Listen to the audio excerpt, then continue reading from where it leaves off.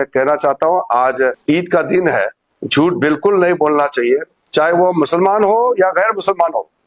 हाँ, सच बात है। ईद का दिन में दिल से बात निकलना चाहिए, झूठ बात बिल्कुल नहीं बोलना चाहिए। वो ईद का दिन भी अगर झूठ बोलेगा तो वो तो इसका मतलब वो नकली आदमी है। 2-3 दिनों से मैं देख रहा हूं कि रमजान के समय और आज ईद के समय में भी हाथों में काला पट्टी बांध करके आने का आह्वान करना और सड़कों पे उतरने के लिए उकसाना, ये हमारा देश के लिए ठीक नहीं है। हमने शुरू से बताया कि वक्फ बिल में जो जरूरत चीज है लोगों का भला के लिए, गरीब मुसलमानों के लिए, महिलाओं के लिए और पिछड़े वर्ग जो है मुसलमानों में, उनके लिए और सब के लिए वक्फ अमेंडमेंट बिल का प्रावधान किया जा रहा है। कुछ लोग मुसलमानों का मस्जिदें, कब्रिस्तान और मुसलमानों का जमीन जायदाद छीन लिया जाएगा, ऐसा क्यों बोलते हैं? मुझे समझ में नहीं आ रहा है कि वक्फ कानून आजादी से पहले भी था हिंदुस्तान में, आजादी के बाद में भी ये कानून मौजूद है। 1913 में, 1923, 1931, फिर आजादी के बाद 1954, फिर 4 बार संशोधन, फिर 1995, फिर 2013 में वक्फ कानून के ऊपर में लगातार बदलाव भी किया गया है और वो कानून चलते रहा। तो वक्फ कानून इतने सालों से चल रहा है और इसको गैर संवैधानिक बताना, अनकॉन्स्टिट्यूशनल, अनलॉफुल बताना, इससे बड़ा झूठ क्या हो सकता है? और ये देश संविधान से चलता है, कानून से चलता है, किसी का जमीन कैसे छीन सकता है? इस तरह का झूठे बातें करके लोगों को बरगलाने का काम करना ये तो ठीक नहीं है। ये कौन लोग हैं जो झूठ बात बोल करके आम लोगों को गुमराह करने का जो प्रयास कर रहे हैं? वो कौन लोग हैं? मैं आप लोग से भी अनुरोध करता हूं, आप चेहरा पहचानिए। ये कौन कौन सा राजनीतिक पार्टी के नेता और कौन लोग हैं समाज में जो खुलेआम पर झूठ बोल करके लोगों को बरगलाने का प्रयास करना, ये कहाँ का तरीका है? हमारा हिंदुस्तान जैसे आजादी कहाँ मिलेगा? जो चाहे बोल सकते हैं। संसद का अंदर में जो मेंबर है वो बोल सकते हैं, संसद के बाहर आम लोगों का भी बोलने का पूरा आजादी है। तो अपने ही देश में अपने देश का बदनाम करना ये कितना गलत बात है। इसलिए जब वो वक्फ अमेंडमेंट बिल लाएंगे भरपूर चर्चा होना चाहिए। इसलिए तो जेपीसी बना करके इस बिल को रेफर किया गया है। आज तक हिंदुस्तान के इतिहास में इतना व्यापक चर्चा किसी बिल के ऊपर में नहीं हुआ है। आज तक का इतिहास में जितना ज्वाइंट पार्लियामेंट्री कमेटी बनी है, किसी भी सब्जेक्ट पर इतना बारीकी से व्यापक चर्चा नहीं हुई।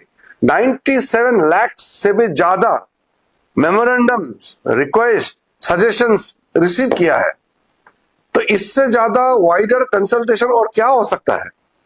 और तब जाकर के वक्फ अमेंडमेंट बिल को फिर से पार्लियामेंट में लेके आ रहे हैं।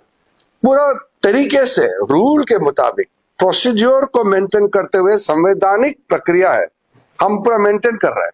तो जिसको जिस पार्टी का भी मत रखना है पार्लियामेंट में रखिए।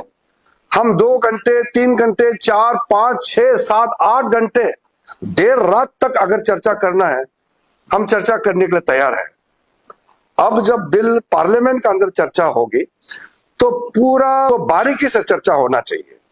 एक एक प्रावधान, एक एक सेक्शन और उसमें जो क्लोज है, हम क्या क्या चेंजेस ला रहे हैं और क्या क्या पुराने को रख रहे हैं, इसका बारीकी से चर्चा होना चाहिए और एक एक पॉइंट का हम जवाब देंगे। पूरा झूठ बात फैला करके कई कई जगह में लाउड स्पीकर लगा के पूरा ब्रॉडकास्ट कर रहे हैं कि मुसलमानों का जमीन छीनने जा रहा है, मस्जिद छीनने जा रहा है, कब्रिस्तान छीनने जा रहा है। ऐसे क्यों झूठ बोलते हैं? वो जो बोलने वाला लोगों का चेहरा भी पहचानी है, क्योंकि सीएए जब लाया था तब भी यही झूठे बातें इन्होंने किया था कि सीएए लाएंगे तो मुसलमानों का अधिकार छिन जाएंगे, नागरिकता छिन जाएंगे, मुसलमानों को देश से बाहर कर देंगे, ऐसा बोला है। अब सीएए कानून लग गया, साल भर हो गया, किसी एक मुसलमान का कोई अधिकार छीन लिया गया है? किसी का नागरिकता छीना है क्या? इतना ब्लैक एंड व्हाइट झूठ बोलने का कोई मतलब नहीं है। इसलिए मैं फिर से हाथ जोड़ करके सबको कहता हूं कि आप अगर बिल का विरोध करना है तो तर्क रख करके आप विरोध कीजिए। कौन सा प्रावधान को आप विरोध करते हैं बताइए, और ये भी बताइए कि गैर संवैधानिक कैसे है वो भी बताइए। ऐसे झूठ बात फैलाने से तो होगा नहीं। When we are preparing to bring Waqf Amendment Bill in the Parliament, we must participate in the debate and discussion on the floor of the House. Outside the Parliament, a record numbers of deliberations, consultations have taken place. JPC has gone on record to have the widest ever consultation process and highest ever representations being received in the history of democratic India. No other committee has gone so deep. So government has, with a very open heart, referred the Waqf Amendment Bill to the Joint Parliamentary Committee, and the Joint Parliamentary Committee had deliberated in detail and also given opportunity to everyone. We think for everybody.